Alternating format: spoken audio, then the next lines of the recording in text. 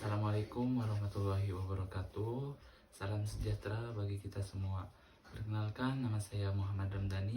Saya dari Prodi S1 PGSD dari Salut Bayah dengan NIM 8572870027. Pertama-tama saya ucapkan terima kasih kepada Bapak Sukirno Hadi Raharjo SPDH MPILH selaku dosen filsafat ilmu. Baik, di sini saya akan mempresentasikan yang pertama adalah menjelaskan apa yang menjadi objek kajian ilmu, apa yang dikaji, dan hakikat realitanya, ontologi. Yang kedua adalah epistemologi, menjelaskan bagaimana ilmu diperoleh, metode yang digunakan, serta bagaimana kebenaran diuji. Yang ketiga adalah aksiologi, menjelaskan nilai, etika, dan tujuan penggunaan ilmu dalam kehidupan. Yang selanjutnya, yang terakhir, aksiologi, menjelaskan nilai etika dan tujuan penggunaan ilmu dalam kehidupan. Yang pertama, ontologi. Dalam filsafat ilmu, ontologi merupakan pondasi paling mendasar yang mempertanyakan hakikat, keberadaan, dan realitas dari apa yang ingin kita ketahui. Secara sederhana, ontologi menjawab pertanyaan, apa yang sebenarnya sedang kita bahas? Berikut adalah penjelasan mendalam mengenai objek kajian ilmu dalam perspektif ontologi. Yang pertama, objek materi dan objek formal. Ontologi membedakan antara benda yang dikaji dengan cara kita memandang benda tersebut. Poin pertama, objek material. Sasaran atau bahan yang dikaji, contohnya adalah manusia. Poin yang kedua adalah objek formal. Sudut pandang atau pusat perhatian terhadap objek material tersebut. Jika materialnya adalah manusia, maka psikologi melihatnya dari sisi kejiwaan, sedangkan ekonomi melihatnya sebagai makhluk yang memenuhi kebutuhan hidup. Yang selanjutnya adalah penjelasan mendalam mengenai objek kajian ilmu dalam perspektif ontologi. Yang kedua adalah hakikat realistis. Apa yang ada? Dalam menentukan hakikat realistis, ilmu pengetahuan biasanya berdasarkan pada beberapa aliran pemikiran besar. Yang pertama, realisme. Mengapa bahwa objek yang kita teliti ada secara nyata dan independen, terlepas dari apakah kita memikirkannya atau tidak. Dunia fisik memiliki hukumnya sendiri. Yang selanjutnya adalah idealisme. Berpendapat bahwa hakikat realitas sebenarnya berada pada tataran ide, mental, atau kesadaran. Materi hanyalah manifestasi dari ide. Yang selanjutnya, materialisme menegaskan bahwa hanya materi yang benar-benar ada. Segala sesuatu, termasuk pikiran dan kesadaran, adalah hasil dari interaksi fisik ataupun materi. Yang selanjutnya adalah klasifikasi realitas dalam ilmu. Ilmu membatasi diri pada kajian yang bersifat empiris, dapat tertangkap oleh indera. Secara ontologis, realitas yang dikaji ilmu dibagi menjadi 3 bagian. Yang pertama adalah alam semesta, benda mati, dan hukum fisika. Yang kedua adalah organisme hidup, fenomena kehidupan, pertumbuhan, dan reproduksi. Yang ketiga adalah psikis ataupun sosial, perilaku manusia, interaksi masyarakat, dan hasil kebudayaan. Yang selanjutnya adalah mengapa ontologi penting bagi ilmu.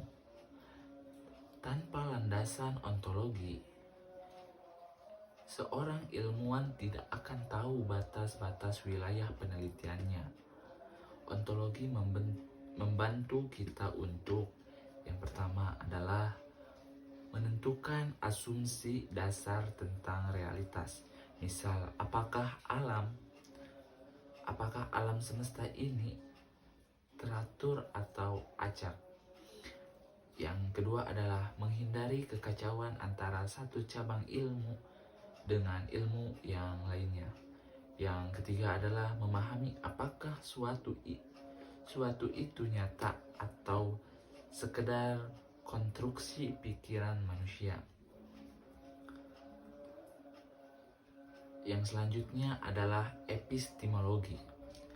Jika ontologi membahas tentang apa yang dikaji, maka epistemologi adalah cabang filsafat yang membahas bagaimana kita mendapatkan pengetahuan tersebut.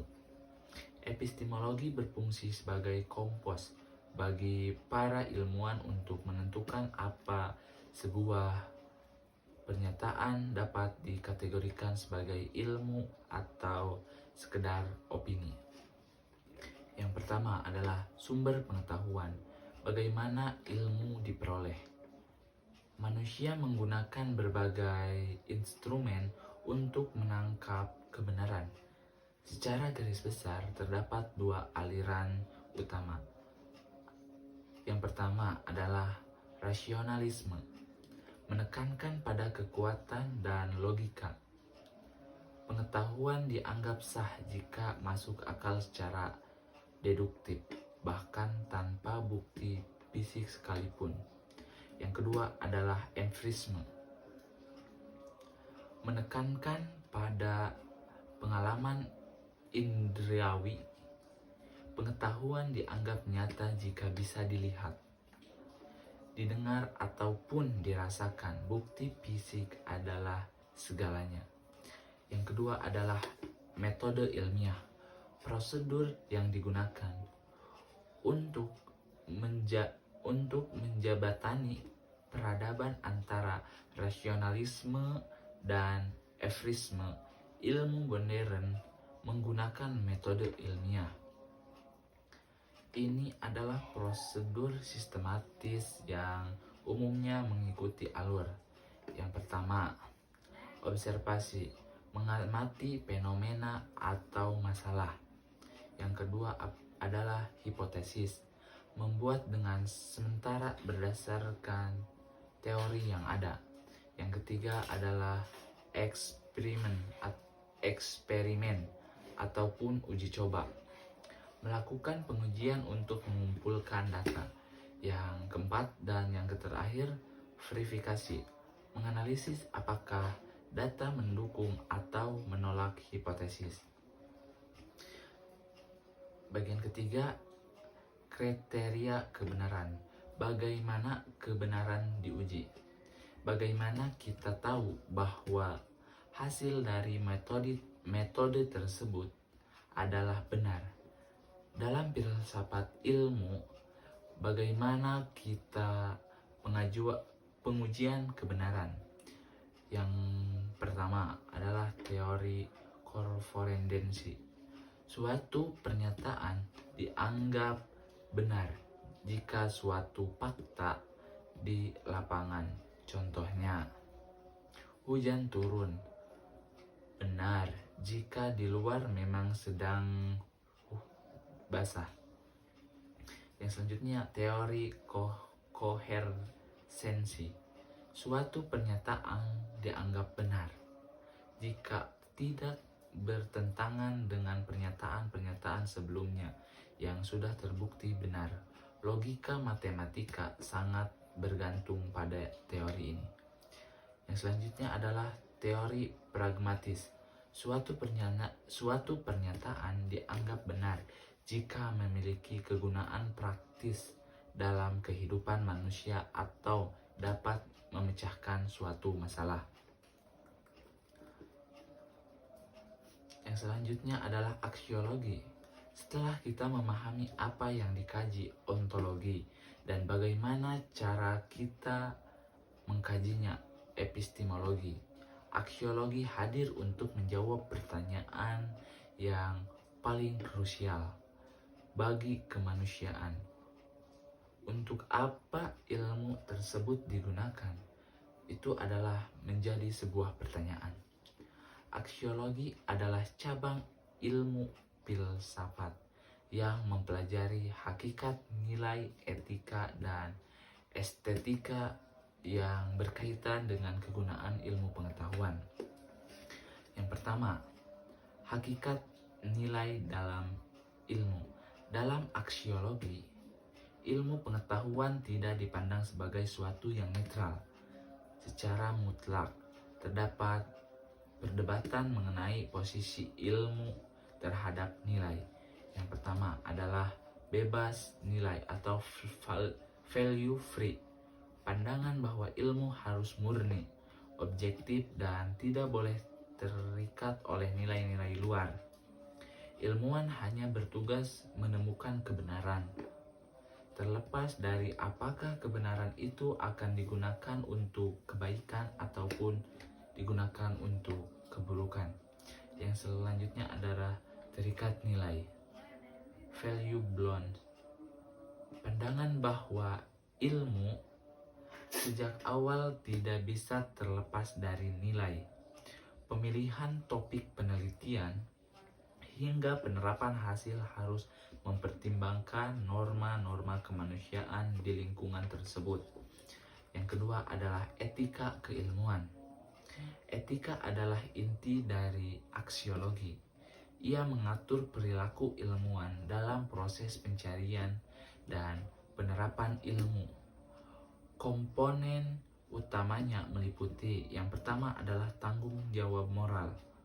Ilmuwan memiliki beban moral untuk memastikan penemuan tidak merusak martabat manusia atau kelestarian alam.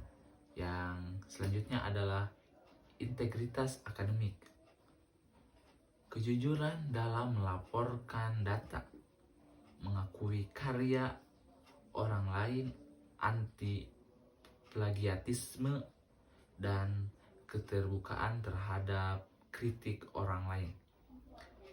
Jadi, semua ilmuwan harus terima terhadap kritik yang diberikan oleh masyarakat ataupun media. Yang selanjutnya adalah bioetika. Khusus dalam ilmu hayati, etika mengatur batasan eksperimen, misalnya pada manusia atau hewan, agar tetap menghargai hak asasi dan kesejahteraan makhluk hidup. Yang ketiga adalah tujuan penggunaan ilmu, aspek pragmatis. Secara aksiologi, tujuan tertinggi dari ilmu pengetahuan bukanlah sekedar kepuasan intelektual, melainkan yang pertama, kesejahteraan, memudahkan kehidupan manusia melalui teknologi kedokteran atau efisiensi ekonomi. Yang kedua, keadilan, memberikan landasan rasional untuk membangun sistem sosial dan hukum yang adil.